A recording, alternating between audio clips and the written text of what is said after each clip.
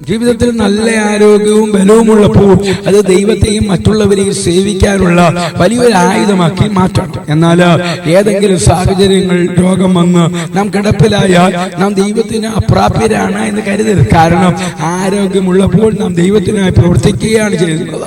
എന്നാൽ രോഗാവസ്ഥയിൽ ദൈവം നമുക്കായി പ്രവർത്തിക്കാൻ അവിടുത്തെ സ്നേഹവും പരിചരണവും പൂർണ്ണമായി അനുഭവിക്കുവാൻ നാം നമ്മെ തന്നെ വിട്ടുകൊടുക്കുകയാണ് ചെയ്യുന്നത്. ദൈവത്തിന് പ്രകാരം പറയുന്നു, റോമാലേഖനം 14:8 ജീവിക്കുന്നുവെങ്കിൽ നാം കർത്താവിനായി ജീവിക്കുന്നു, മരിക്കുന്നുവെങ്കിൽ കർത്താവിനായി മരിക്കുന്നു. അതുകൊണ്ട് ജീവിക്കുന്നു എങ്കിലും മരിക്കുന്നു എങ്കിലും നാം കർത്താവിനുള്ളവർ തന്നെ. ബൈബിളിലെ അപ്പോസ്തലനായ പൗലോസിന്റെ ജീവിതം ഇതിന് ഏറ്റവും വലിയ ഉദാഹരണമാണ്.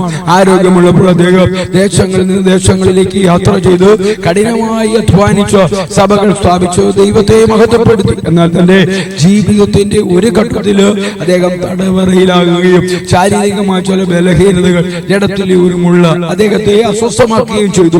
ഓടി നിന്ന് പ്രവർത്തിക്കുവാൻ കഴിയാത്ത ആ സാഹചര്യത്തിൽ പൗലോസ് നിരാശനായില്ല.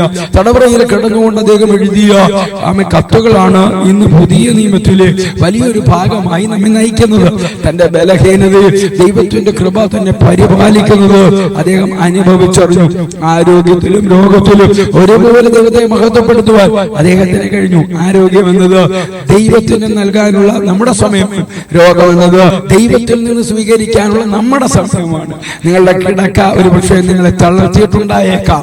എന്നാൽ ദൈവത്തിന്റെ സ്നേഹത്തിന് നിങ്ങളെ ആത്മാവിനെ തളർത്താൻ കഴിയില്ല. എന്റെ ഉപദേശം ഇതാണ്: ആരോഗ്യമുള്ളപ്പോൾ മടി കൂടാതെ ദൈവത്തെയും സഹജീവികളെയും സേവിക്കുക. കാരണം ആ സമയം ദൈവം നിങ്ങളുടെ കൈകളിൽ തന്നിരിക്കുന്ന വലിയൊരു അവസരമാണ്. എന്നാൽ എപ്പോഴെങ്കിലും രോഗത്തിന്റെ നാളുകളിലൂടെ കടന്നു പോകേണ്ടി വന്നാൽ ഒട്ടും ഭയപ്പെടേണ്ട.